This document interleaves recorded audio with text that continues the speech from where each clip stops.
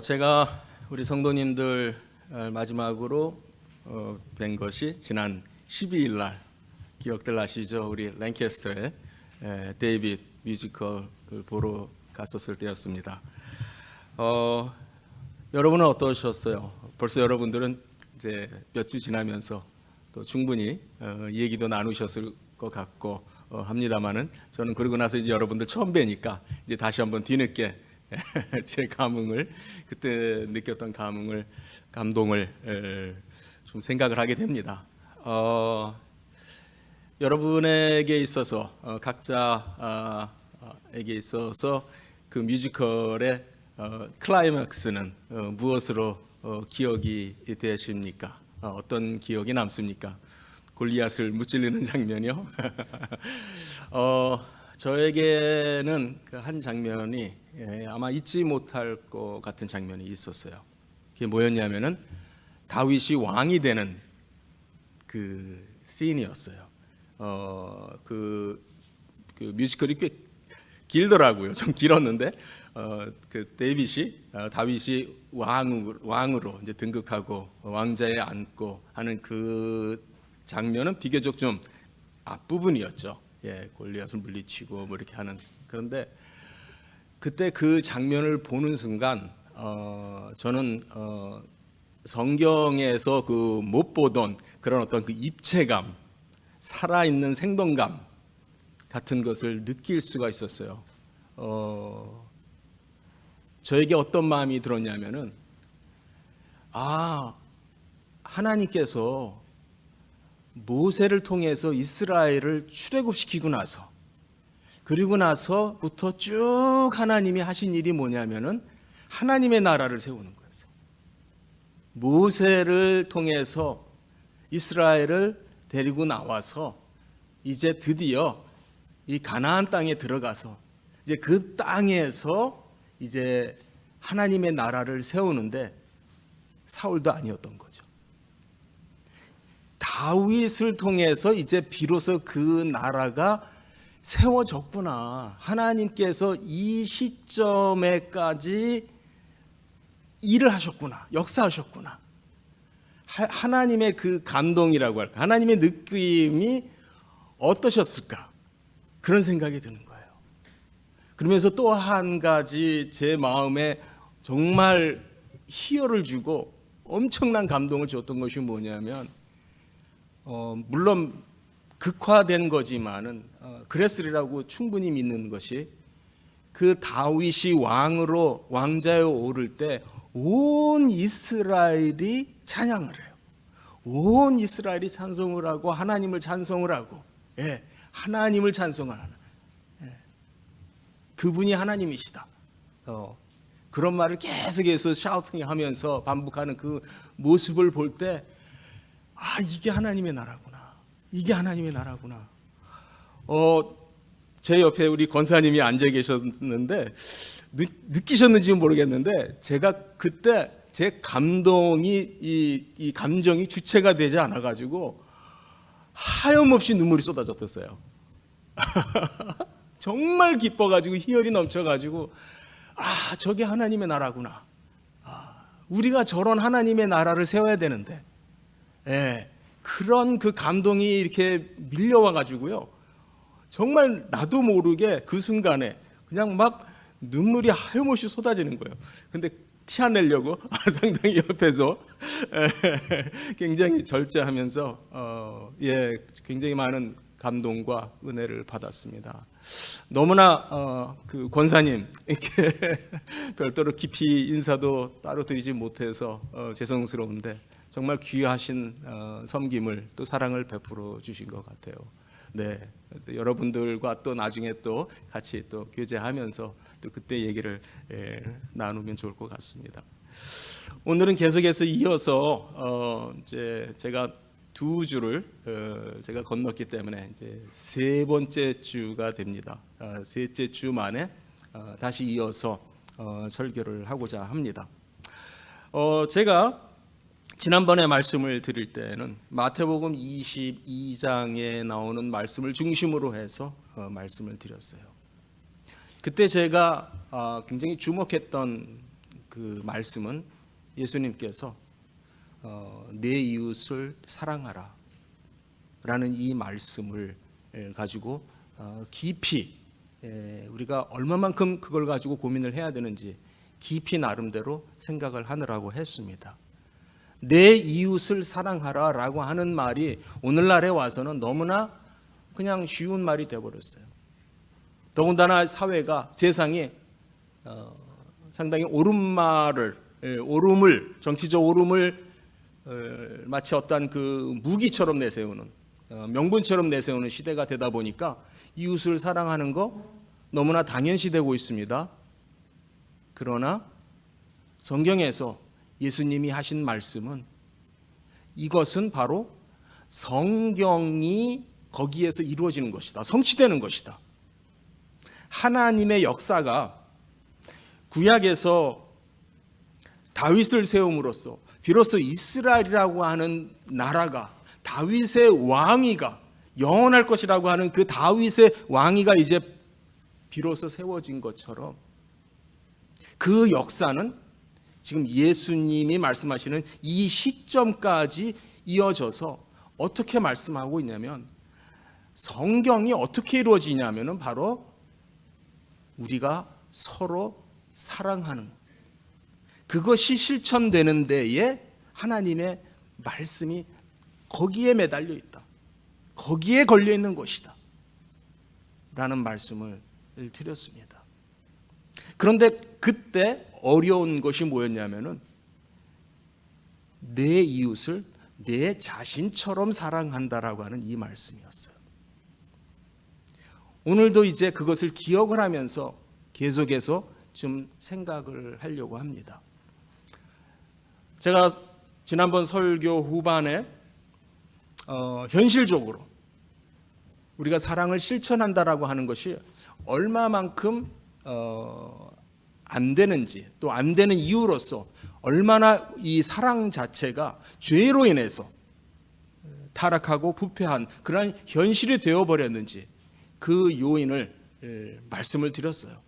그러면서 우리가 이 땅에서 사람들이 나누는 이 사랑이라고 하는 것, 또는 관계라고 하는 것, 이것과 저 하늘나라에서까지, 하늘에서까지 이어지는 것의 그 차이를 말씀을 드렸습니다. 기억이 나시는지 모르겠습니다. 네, 바로 우리가 읽었던 그 22장 그 본문 그 앞부분에서도 보면은 예수님은 분명히 그랬어요. 부활 때는 시집가고 장가가는 그런 일이 더 이상 없다. 네. 지금도 사람들에게 있어서 소위 사랑하면은 그게 관심이 있죠. 예. 얼마나 아름다운 얘기입니까? 결혼을 한다는 거. 특별히 그건 여성분들에게 더 의미가 더 크지 않나 싶은 그런 그냥 제 개인적인 생각인데, 그렇죠. 결혼식에, 웨딩에 있어서 사실 주인공은 신부라고 생각해요. 예. 그런데 그 모든 의미가 영원한 것이 아니었다라고 하는 거죠. 그것은 하늘나라까지 이어지지 않는 것이다. 네. 더더욱 타락의 결과로 말미암아 그 사랑이 여자는 남자를 원해야 되는 그런 위치가 되고, 디자이어하는 위치가 돼요. 남자는 여자에 대해서, 아내에 대해서 위에서 룰하는, 군림하는, 다스리는 그러한 힘의 관계가 되는 거예요. 더 나아가서 타락으로 말미암아 우리 자신을 향해서 우리 자신을 쳐다보는, 서로를 쳐다보는 그 자체가 불편한 관계가 되어버렸어요. 에덴 동산에서는 절대 그러지 않았었던 거죠. 그런데 이제는 서로를 쳐다보는 것에 예수님의 그 언어로 사용하면 음욕이라고 하는 것이 들을까요? 그러니까 오늘날 우리가 접하는 모든 사랑의 이야기, 뭐 러브 스토리니, 뭐 TV, 영화, 각각 여러 매체를 통해서, 심지어는 예술, 문학 작품 등등을 통해서 다루어지고 있는 이 내용 자체가 사실은 타락한 현실이기 때문에 진행이 되고 있다는 거예요. 한번 이렇게 한번 생각해 보세요. 에덴 동산에서 우리가 지금 살고 있어요. 우리가 에덴 동산에서 살고 있으면은 지금 우리가 알고 있는 그런 종류의 러브 스토리가 과연 존재할까? 어떻게 생각하세요? 그렇죠? 오늘날 우리가 말하는 그 러브 스토리라고 하는 거는요, 타락한 현실 속에서 이루어지고 있는 인간이 서로에 대해서 품는 마음들. 예수님은 그것을 종합을 해서 음역이라고 표현을 했어요. 예, 그것이 현실이에요. 중요한 거는 뭐냐면 예수님이 22장에서 뭐 일곱 형제 얘기를 하시면서 결국은 하늘나라에 가게 되면은 그 결혼했던 그 한 여성 그 7형제와 이스라엘은 그 계대 결혼이라고 하는 게 있었거든요. 예. 그럼 누구의 아내가 되는 겁니까? 사람들의 관심은 이 땅에 있는 데 있어요. 땅의 것이 있어요. 그러나 예수님은 하늘에는 그런 게 없다.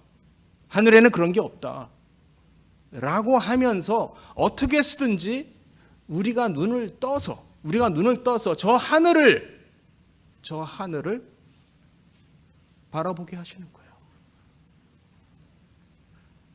그러시면서 주시는 말씀이 뭐냐면 이웃을 사랑하라라고 하는 말씀을 주세요. 이웃을 사랑하라라고 하는 말씀을 주세요.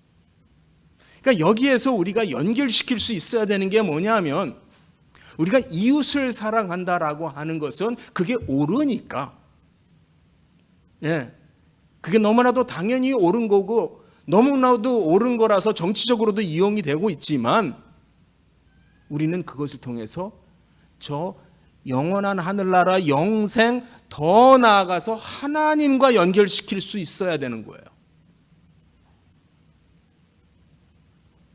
그래서 예수님은 모든 성경이 율법과 선지자의 그 모든 성경의 내용의 말씀이 다 합하면은 바로 이 말씀이다.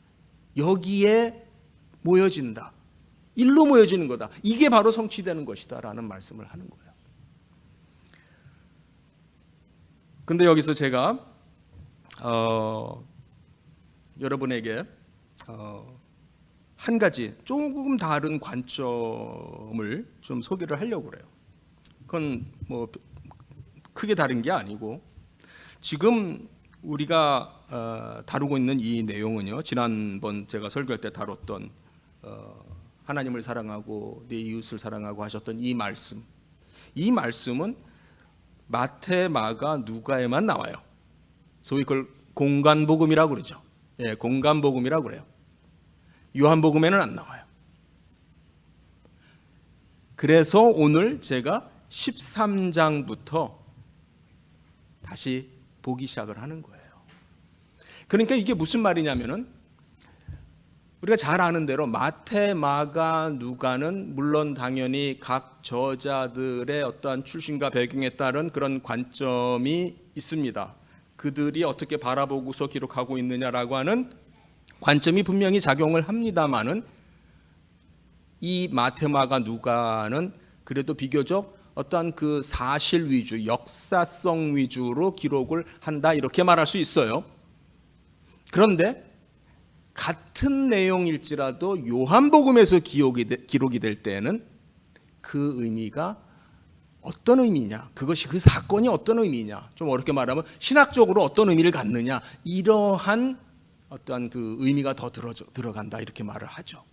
그런 의미에서 저는 요한복음 13장 34절 35절 말씀 한번 같이 보면서 결국 쭉 나가서 요한 1서에서 결국 요한의 입을 통해서 다시 어떻게 그 말이 재확인이 되는지 이런 측면에서 오늘 좀 내용을 다시 한번 보려고 그래요. 지난번 설교에서는 제가 제목을 이웃사랑, 이웃사랑이라고 하는 매개체를 통해서 관점을 통해서 들어가서 결국 우리가 저 영원한 하늘나라 하나님, 그것은 이 땅의 것으로는 받을 수가 없다. 혈과 육으로는 받을 수 없는 것이었다라고 하는 것을 상기시키면서 결국 이웃사랑의 이 실천은 바로 저 영원한 것과 맞닿아 있는 것이다라는 말씀을 드렸어요. 예. 이제 오늘 제가 드리려고 하는 말씀은 이 사랑이라는 것과 지식이라고 하는 것을 좀 더 연결시키려고 그래요. 이어지는 내용이기 때문에 많은 부분 같은 말처럼 들릴 수 있습니다만은 우리가 조금 더 깊은 무엇이 강조되고 있는지 이 부분에 좀 더 우리가 관심을 갖고 말씀을 들으시면 좋을 것 같습니다. 여기 34절에 어떻게 시작이 되냐면은 새 계명을 너희에게 주노니 서로 사랑하라 이렇게 되어 있습니다. 예수님의 말씀이에요. 예수님의 말씀이지만 여기서는 이렇게 기록이 되어지고 있습니다. 서로 사랑하라라고 하는 것을 예수님은 뭐라고 이름을 붙였냐면 새 계명이라고 말씀을 하셨습니다. 여기서 계명이라고 하는 말이나 율법이라고 하는 말이나 뭐 선지자의 강령이 됐던 사실 비슷한 말들이에요. 또 더 나가서 성경, 하나님의 말씀 다 우리가 같은 말로 생각을 해도 좋습니다. 그런 의미에서 하나님의 뜻까지 이게 하나님의 뜻이다. 하나님의 뜻이 무엇이냐 하는 의미에서 새 계명이라는 말을 씁니다. 여기서 새자가 들어갈 때, 신약성경에서 새자가 들어갈 때 이것은 굉장히 독특한 의미를 가져요. 신약성경에서 새 것과 옛 것의 이런 대비는요 굉장히 특별한 의미를 갖습니다. 과거 시대와는 다른 그런 의미를 갖습니다. 예수님께서 과거라고 하면은 율법과 선지자의 강령 이런 의미가 될 수 있겠죠. 그런데 그것의 총합이 뭐였냐면은 이웃을 사랑하는 것이었다. 예, 비교적 좀 그때 표현은 좀 유대적인 표현이 아니었나, 예, 조금 좀 어려운 표현이 아니었나 싶어요. 그런데 요한복음을 통해서 그 예수님의 말씀이 어떻게 소개가 되고 있냐면 그것이 지금 이 시대에 새롭게 주어지는 계명이다 이렇게 말씀하고 있는 거예요. 여기서 새라고 하는 것은 하나님께서 지금 일을 어떻게 해 나가고 계시다. 우리 공부를 많이 하신 분들은 종말론적이라는 말 들어보셨을 거예요. 제가 전에 설교할 때도 종말론적 이런 말을 제가 많이 썼으니까 다시 한번 사용할게요. 즉 여기서 새 계명이다라고 하는 말은 종말론적인 의미에 있어서 주님이 하시는 그 일의 궁극적인 그 목적이 되는 것이다. 이런 의미를 가지고 있는 겁니다. 새 계명을 준다. 그러니까 이것이 이전과 다른 특별한 의미를 갖는 거예요. 새 계명을 너희에게 주노니 서로 사랑하라. 이것이 새 계명입니다. 그런데 이걸 말씀하시면서 예수님이 저는 이 부분이 굉장히 중요하다고 생각해요. 두 가지의 말씀을 같이 연계해서 말씀을 합니다. 하나는 뭐냐면 내가 너희를 사랑한 것 같이로 내가 너희를 사랑한 것처럼 서로 사랑하라. 그러니까 내가 너희를 사랑한 것처럼 이웃을 사랑해라. 사실 이 말씀과 지난 시간에 제가 강조했던 것은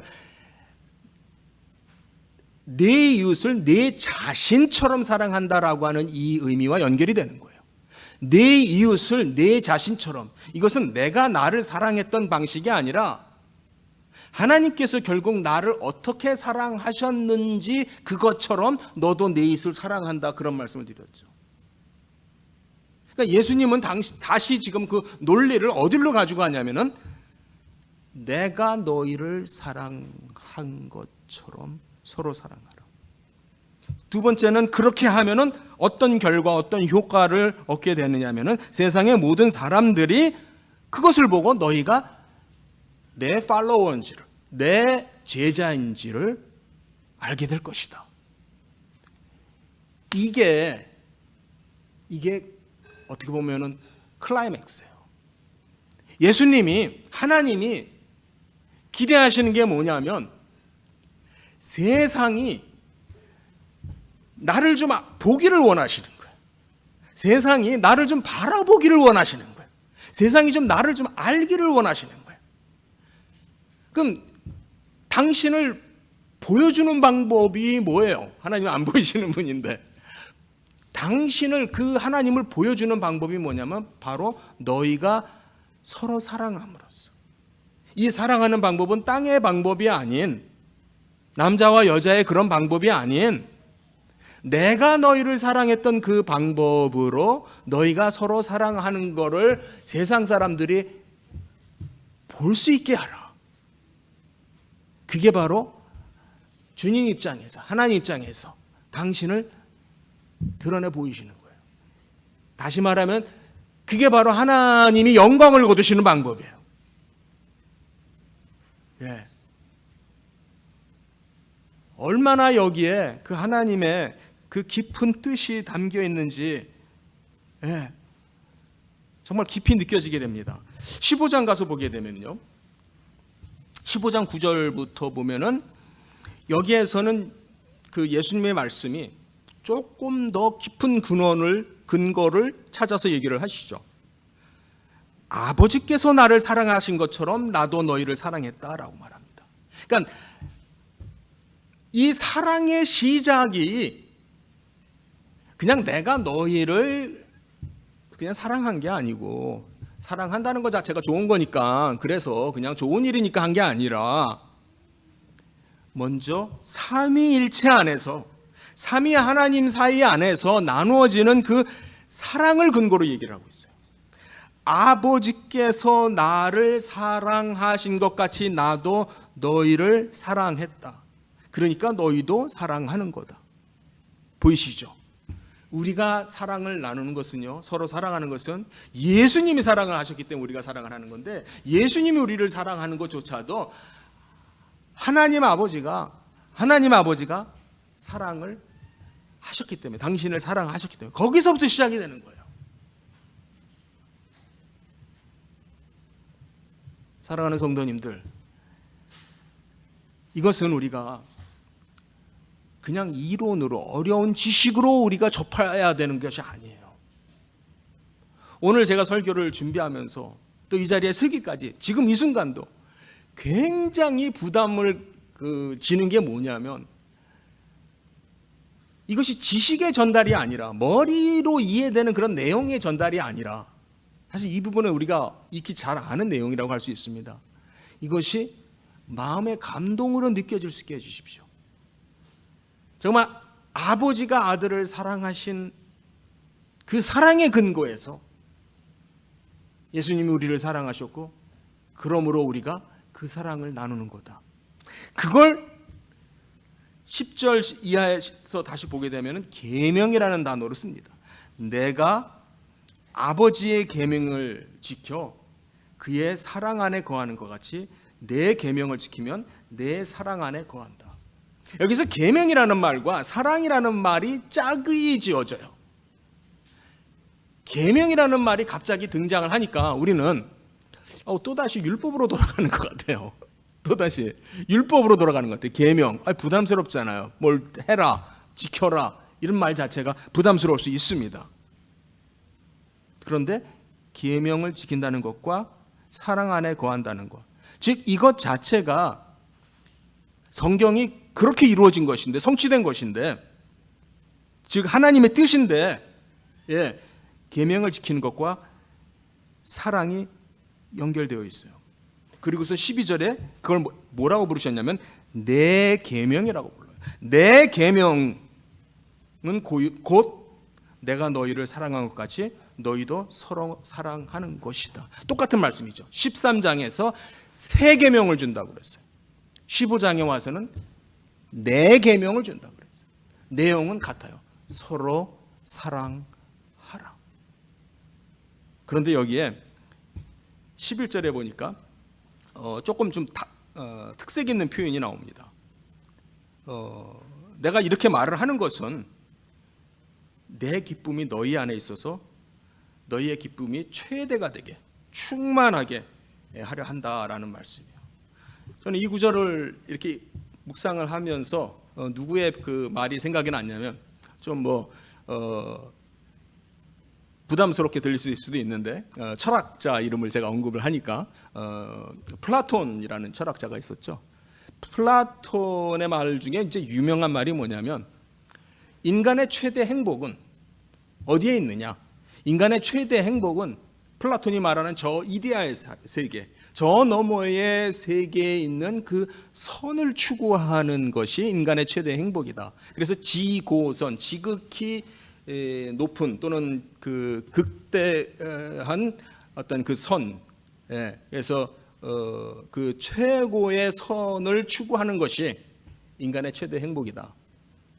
그렇게 플라톤이 말을 한 적이 있어요.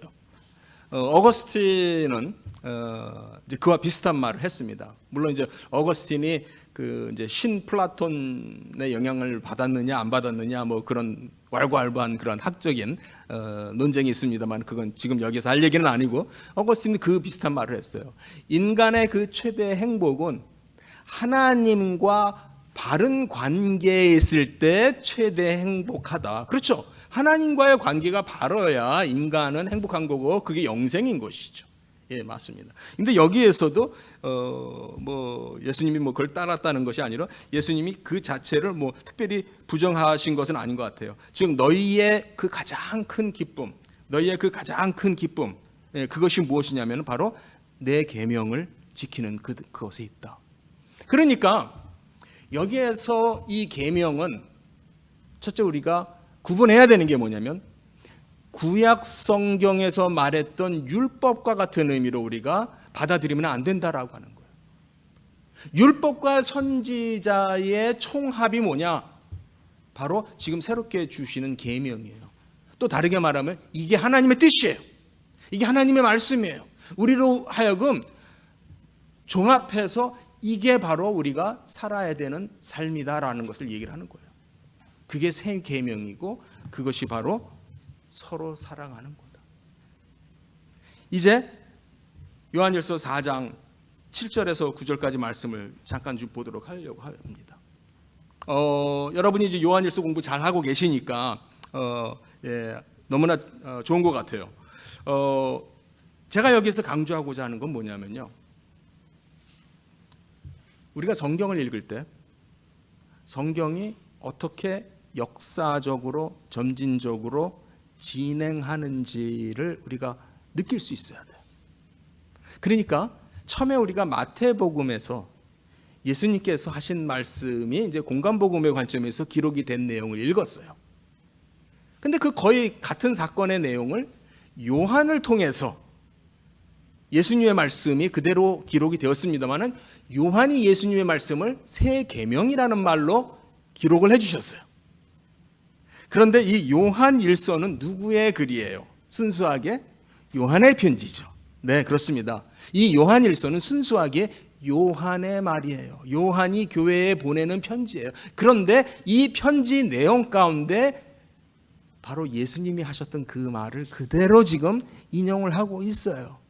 그러니까 우리가 여기서 놓치지 않았으면 하는 게 뭐냐면은 요한의 마음이, 즉 예수님을 가까이에서 예수님의 사역 가운데 특별히 사랑을 받으면서 그 젊은 제자 요한이, 어린 제자 그 요한이 예수님과 가까이 있으면서 또 그것을 기록을 했던 그 요한이 이제는 노년이 되어서, 그렇죠, 이제는 늙음막한 노년이 되었어요. 어떤 기록에 보면은 정말 정말 그 노인의 몸으로 노구를 이끌고 교인들을 향해서 이 말을 한 걸로 그렇게 전하기도 합니다만은 사랑하는 자들아, 우리가 서로 사랑하자. 이 말 속에는 그 요한의 그 마음 속에 그 예수님의 생각이 가득했을 것 같아요. 어느 누구보다도 예수님께서 어떤 의미로 내가 너희에게 새 계명을 준다. 아버지가 나를 사랑한 것처럼 나도 너희를 사랑한다. 그러니까 내가 너희에게 서로 사랑하라라는 이 새 계명을 주는 것이다. 이것이 바로 옛 시절 구약 성경 시대와 다른 그러한 새 계명이다라는 의미로 말씀을 하시는 거예요. 그러니까 어떻게 보면은 가장 실천적인 의미의 가장 실천적인 강조를 담고 있는 그런 어떤 그 교훈의 말씀이라고 할 수 있을 것 같아요. 그래서 7절부터 보시면은요, 요한은 너무너무 잘 알고 있어요. 우리가 서로 사랑한다라고 하는 이 자체는요, 하나님께로부터 나오는 거예요. 하나님께로부터 오는 것이고, 또 하나님으로부터 거듭난 사람들이 할 수 있는 거예요. 그러니까 이 서로 사랑한다라고 하는 것은 새 계명이에요. 말 그대로. 예.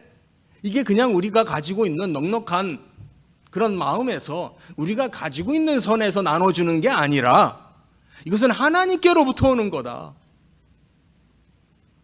그걸 통해서 중요한 건 뭐냐면 사랑하는 자가 하나님을 안다라는 얘기를 해요. 저는 오늘 굉장히 그 설교의 목표를, 제목을 너무 과하게 굉장히 야무지게 이렇게 표현할 수 있을까요? 너무 정말 그 큰 제목을 생각을 해봤어요. 사랑과 지식. 요한은 뭐라고 그러냐면은 우리가 사랑하면은 하나님을 안다, 알게 된다. 그러나 사랑하지 않는 사람은 하나님을 알지 못한다. 여기에서 안다라고 하는 의미는요, 이미 우리가 잘 아는 내용입니다만은 히브리 정서에서 또 히브리어로 야다라고 할 때 그 야다의 의미는 남자가 여자를 아는 그 관계까지를 포함을 해요. 또 우리가 구약 성경 중에도 솔로몬의 아가서를 보게 되면은 육적인 남녀의 그 사랑의 관계를 통해서 그리스도를 사랑하고 하나님을 사랑하는 관계가 묘사되어 있기도 해요. 그렇죠? 예. 그런 측면에서 이 안다라고 하는 이 의미는 굉장히 깊은 차원이에요. 굉장히 제가 이런 용어를 잘 안 쓰는데 신비스럽기도 한 차원이에요. 과연 제가 여러분에게 이 신비스러운 내용을 과연 제대로 전달할 수 있을까? 제가 할 수 있는 최고의 방법은 성경 말씀을 잘 이렇게 보일 수 있도록 그렇게 설명을 드리는 길밖에 없다고 생각이 되어집니다. 그래서 9절에 보니까 9절이 우리에게서 굉장히 중요해요. 요한은 하나님의 사랑을 얘기하면서 하나님의 사랑이 이렇게 나타났다라는 말을 해요. 여기서 나타났다라는 이 말은 그 자체가 계시적 의미를 가져요. 하나님의 사랑이 이미 계시적인 사건으로 우리에게 왔다. 그 내용이 뭐냐면은 굉장히 축약해가지고 압축해가지고 쉽게 설명이 되어 있습니다. 하나님이 자기의 독생자를 세상에 보내셨다. 너무 간단한 말이에요. 하나님께서 내 아들 독생자를 세상에 보냈어. 그게 하나님이 우리를 사랑하신 방법이야. 너무 쉽게 표현을 하고 있어서 우리는 너무 쉬운 말이라고 생각을 하고 이 말을 그냥 너무 가볍게 넘어가요. 생각을 안 하고. 그러나 조금 번거롭더라도 지금 요한의 마음속에 일고 있는 어떤 이 논리적인 진행이 우리가 서로를 어떻게 사랑할 수 있느냐, 우리가 사랑한다라고 하는 것 자체가 새로운 현실이고 그 자체가 저 영원한 하늘나라까지 다 있고 그 자체가 하나님을 아는 그 자체예요. 그런데 그것을 요한은 어디로 연결을 시키고 있냐면은 그 요한의 생각 속에서 복잡하면 복잡하다고 할 수 있고 신비하고 정말 황홀스러우면 황홀스럽다라고 하고 경이로울 수 있는 그러한 그 내용을 어디로 연결시키고 있냐면 그래서 하나님이 자기 아들 독생자 예수 그리스도를 이 땅에 보내셨다. 거기에 바로 하나님의 사랑이 나타났다는 거예요. 너무나 잘 아는 내용이고 그래서 우리는 너무나 그 내용이 쉽다라고 생각합니다. 다시 한번 정리를 합니다. 하나님이 우리를 사랑할 수 있었던 것은요, 일단 어떻게 보면은 사람을 사랑할 수 있는 대상으로 만드셨어요. 그렇죠? 예, 하나님은 당신의 모든 피조물에 대해서 사랑하시겠지만, 예, 그러나 사람은 천사보다도 다르게 만들었어요. 그렇죠. 천사는 우리보다도 어떤 그 고등한 그런 영적인 존재입니다만은 하나님께 있어서 인간은 더 귀한 존재예요. 당신보다 조금 못하게 지으셔서 모든 당신의 존귀와 영광을 우리에게 주어도 아깝지 않은 대상으로 만드셨어요. 그게 바로 하나님의 형상으로 우리가 지음을 받은 거예요. 그것이 그 논리가 정확하게 지금 여기에 그대로 적용이 되는 거예요. 그러니까 요한은 바울처럼 논리적으로 설명을 잘 안 해요. 예, 뭐 전혀 논리적이지 않은 건 아니지만은 여기 보면은 이렇게 느껴야 될 말이에요. 어떻게 보면 좀 느낄 필요가 있는 말이에요. 요한은 하나님께서 우리를 위해서 죽었다는 겁니다. 하나님께서 우리를 얼만큼 사랑했냐면 우리를 대신해서 죽었다는 거예요. 뭐 이 죽는 거가 너무 큰 문제니까 좀 쉽게 어느 누가 내 주위에 있는 어느 누가 내가 깊은 어떤 힘든 어려운 그런 상황에 처할 때, 예, 과연 어느 누가 팔 걷어붙이고 모든 것을 쏟아 부으면서, 예, 몸으로 나를 위해서 달려들 그럴 사람이 누가 있겠습니까? 참 자식에게는 부모님이 계신 거예요. 그렇죠. 부모는 자식을 위해서 그렇게 할 수 있어요. 예. 그러나 그렇지 않고서는요, 정말 지울 수 없는, 부인할 수 없는, 끊을 수 없는 그런 관계가 아니고서야 누가 누구 대신해서 죽을 수 있겠습니까? 내 주머니에 있는 거 주는 것도 쉽지 않은데, 여기에서 우리가 놓치지 말아야 되고 다시 한번 생각해야 되는 게 뭐냐면, 하나님은 도대체 우리를 어떻게 보시길래 당신께서 우리를 위하여 죽으셨느냐라고 하는 거예요. 물론 여기서 하나님이 죽었다라는 말은 신성이 죽었다는 말이 아니라 인성을 입고 오셔서 인성이 죽었다라는 의미예요. 네. 그런 의미에서 우리가 하나님의 입장을, 하나님께서 어떻게 우리를 대신해서 죽을 수 있었느냐, 우리가 뭐 이길래 그럴 수 있었느냐. 답은 같아요. 논리는 같기 때문에. 하나님 우리를 사랑하신 것은 하나님이 우리를 사랑할 수 있는 대상으로 창조하셨어요. 그렇기 때문에 하나님께서 우리를 위해서 죽으실 수 있는 거예요. 하나님께서 우리를 위해서 죽으신다라고 하는 것은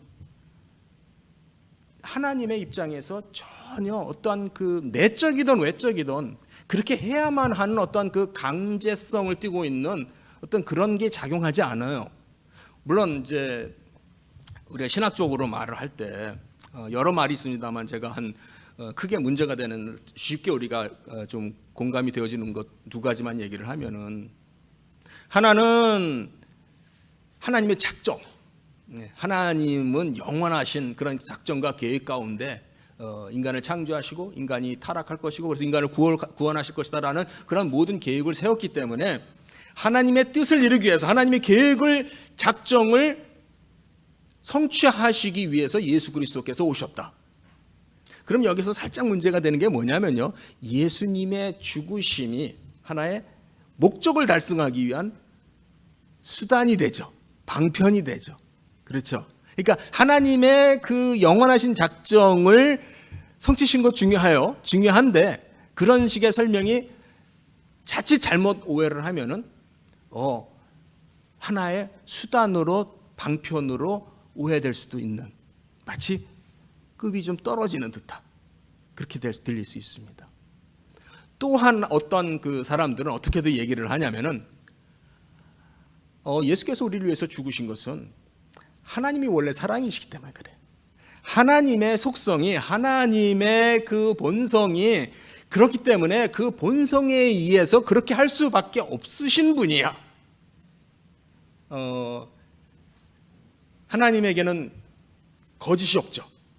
오직 진실만 있는 분이니까 하나님은 거짓말을 하지 않으시죠. 그렇게 성경에 말씀하기도 합니다. 즉 하나님의 그 속성이 그런 분이기 때문에 그렇게 하신 거야. 이것도 약간 그 하나님의 사랑, 하나님이 우리를 사랑하신 것이 정말 우리를 인격적으로 대하시는 그러한 의미가 아니라 당신의 어떤 이유에 의해서 그렇게 하시게 되었다라고 하는 그런 논리가 되어집니다. 여기에서 이제 그런 부분을 우리가 좀 정리를 해야 돼요. 그런 의미에서 하나님이 우리를 사랑하셨다. 그래서 그분이 우리를 위하여서 죽으셨다. 지금 이 4장 9절에 나타나는 이 교리는요, 바로 어렵게 신학적으로 얘기를 하면 속죄의 교리 또는 화해의 교리 이렇게 말할 수가 있어요. 왜 하나님께서 우리를 대신하여 죽으셨는가? 그럼 하나님은 그것을 통해서 무엇을 성취하신 것인가 라고 하는 거예요.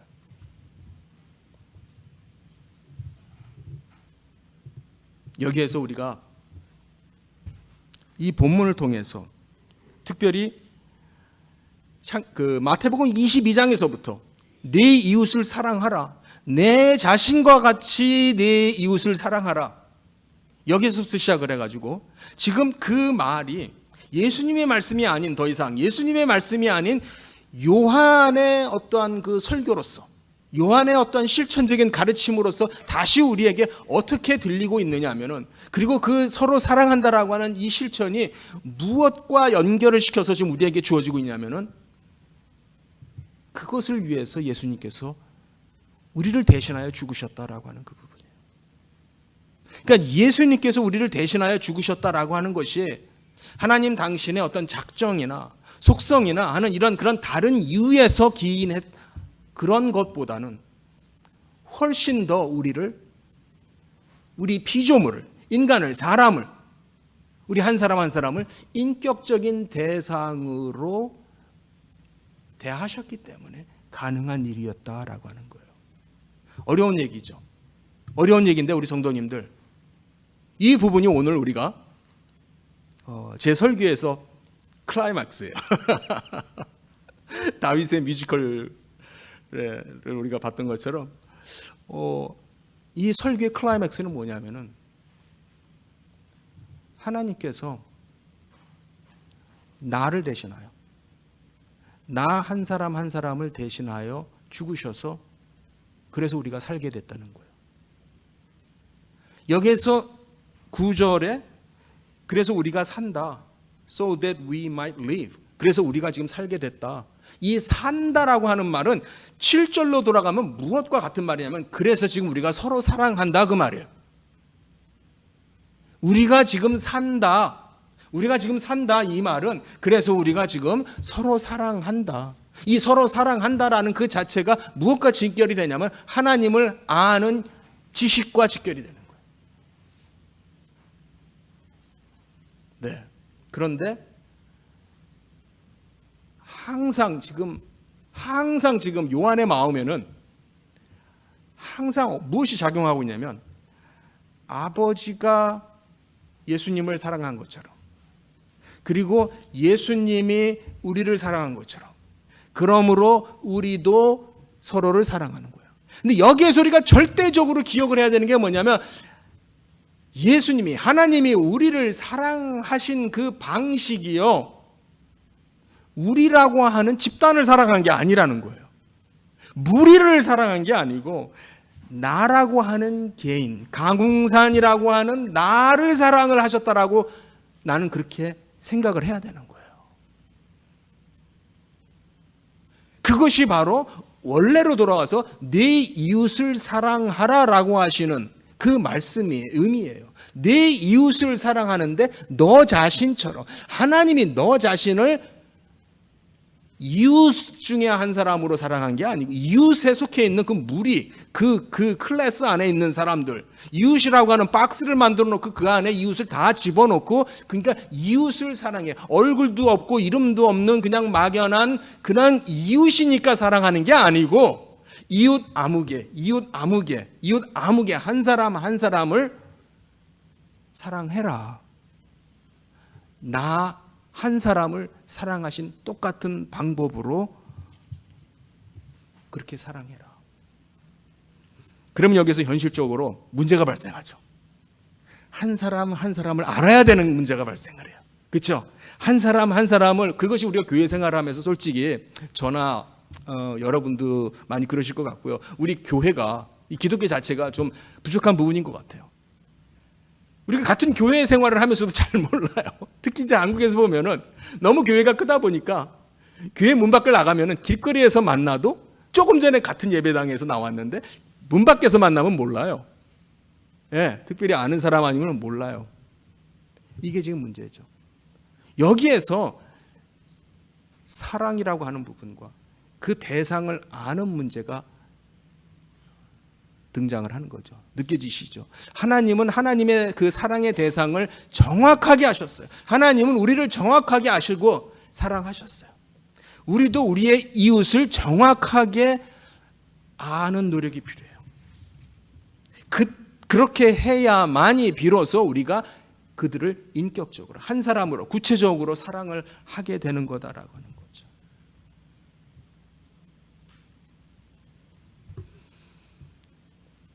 여기에서 우리가 굉장히 정말로 조심을 해야 되는 게, 우리가 이웃을 사랑한다, 서로 사랑한다 라고 하는 이 대상이 얼굴 없는, 이름 없는 사람들이 되면은 안 된다라고 하는 거예요. 그 사람이 누군지 알아야 되고, 그 사람의 니드가, 필요와 형편을 최대로 우리가 알 수 있는 만큼 알아야 되고, 그러나 동시에 우리가 인정해야 되는 부분이 있어요. 그게 뭐냐면 우리의 연약함이에요. 우리의 능력의 한계예요. 그런 부분에 있어서 하나님의 사랑과 우리의 사랑은 크게 다르죠. 하나님은 우리를 아시는 데 있어서 무한하게 아세요.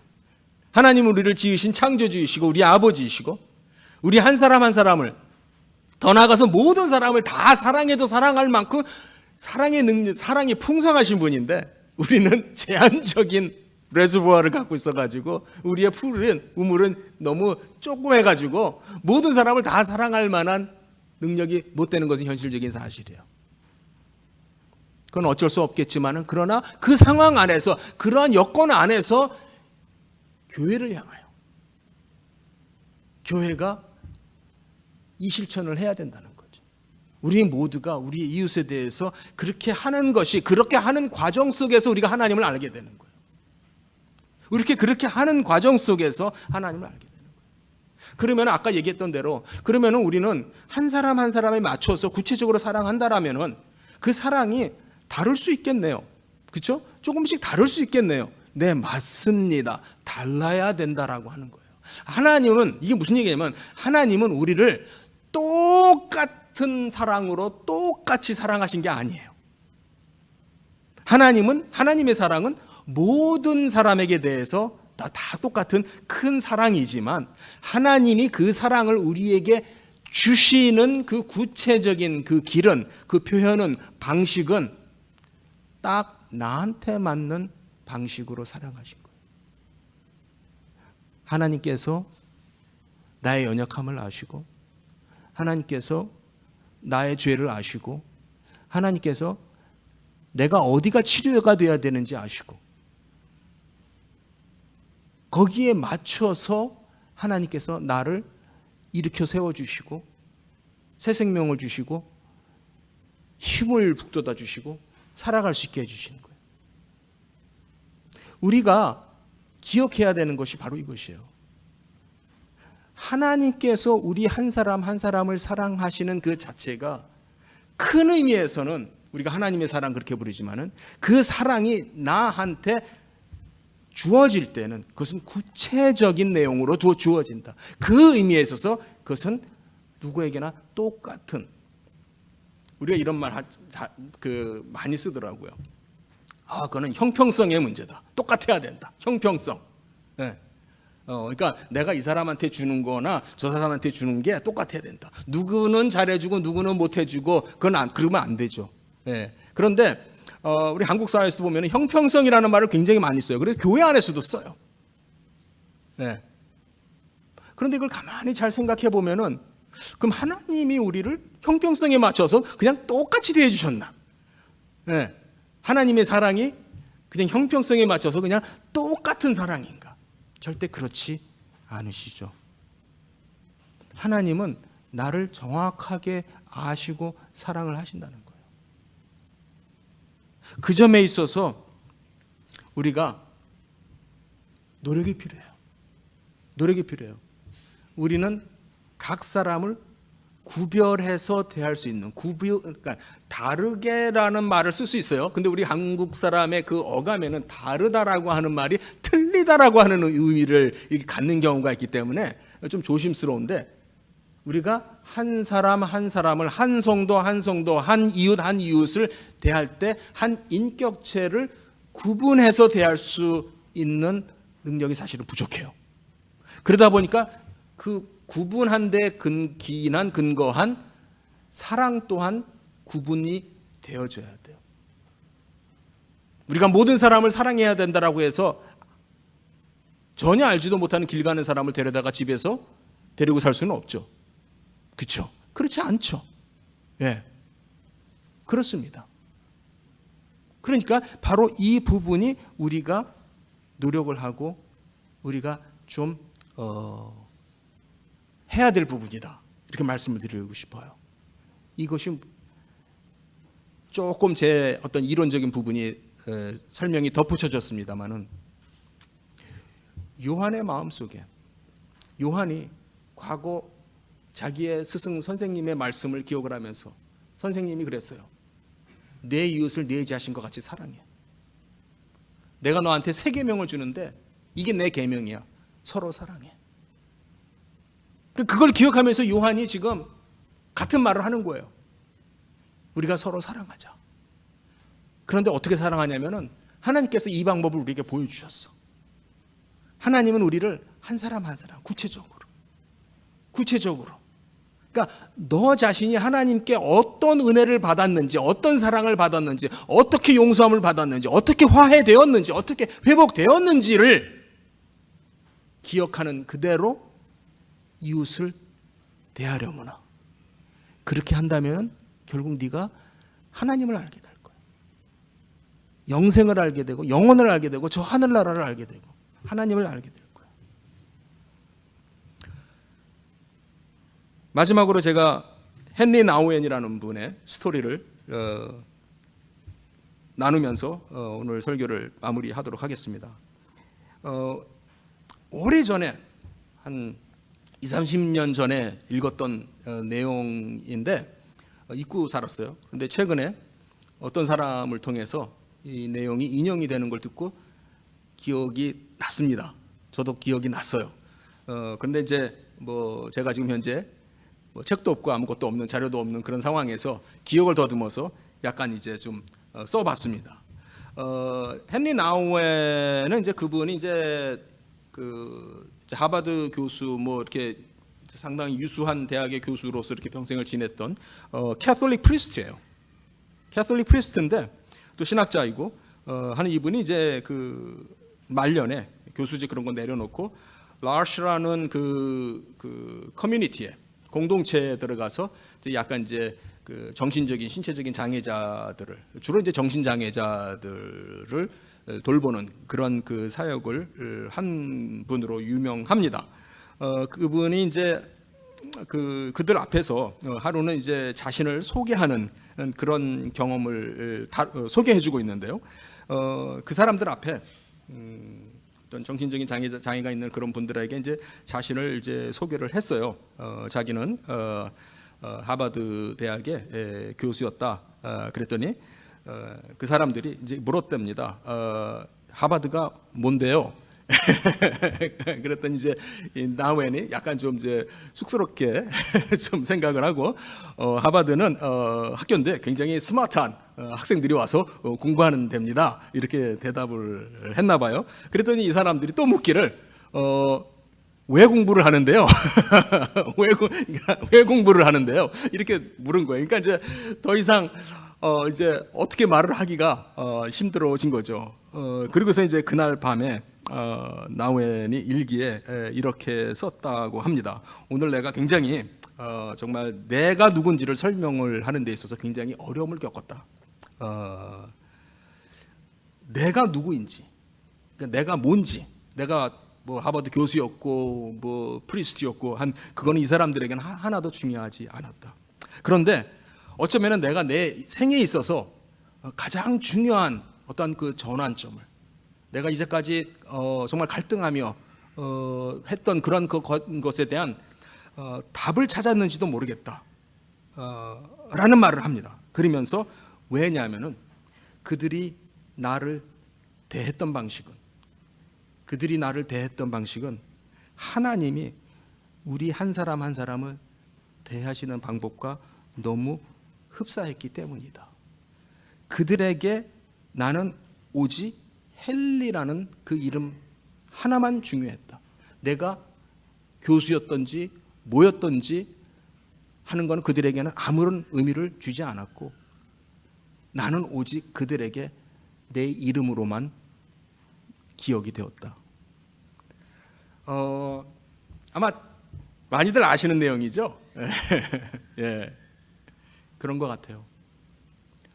정말 내 자신이 무엇인가, 내 자신이 무엇이기 때문에 어디 가서 인정받고 대접받고 사람들이 쳐다봐 주는 것, 뭐 기분은 좋을 수 있습니다만은 사실은 우리가 잘 아는 대로 그보다 더 중요한 것은 내가 누구이냐라는 문제이죠. 내가 누구냐. 사실 저 자신도 그런 면에 있어서 한없이 부끄러운 사람이에요. 정말 내 자신이 누구인가라고 하는 면에 있어서 내가 충분하게 답할 수 있는가. 네, 그 부분에 있어서 부족하다라고 생각이 되어집니다. 오늘의 말씀으로 돌아가서 우리가 이웃을 사랑한다 라고 할 때 그 이웃이 무엇이기 때문에, 이웃이 가지고 있는 위치나 뭐 소유한 것이나 어떤 것 때문에가 아니라 그 사람이 누구냐라고 하는 그것이 진정한 성경적인 가르침이다라는 거죠. 사랑하는 성도님들, 하나님은 우리가 무엇이기 때문에, 내가 뭐기 때문에 하나님께서 나를 사랑하신 것이 아니고, 내가 하나님이 만드신, 하나님의 형상으로 만드신 하나님의 자녀이기 때문에 우리를 사랑해 주신 줄 믿습니다. 그리고 내 옆에 있는 우리가 다가가야 될 그 이웃도 똑같이 하나님이 나를 사랑하신 것과 똑같은 방법으로 그들을 바라보고 계시는 거예요. 하나님께 내가 대체될 수 없는 사람인 것처럼 내 이웃 동안 하나님 앞에서 대체 불가한 한 인격체다라고 하는 것, 그것이 우리가 사랑을 실천하는 굉장히 중요한 원리라는 말씀을 드립니다. 기도하겠습니다. 하나님 감사합니다.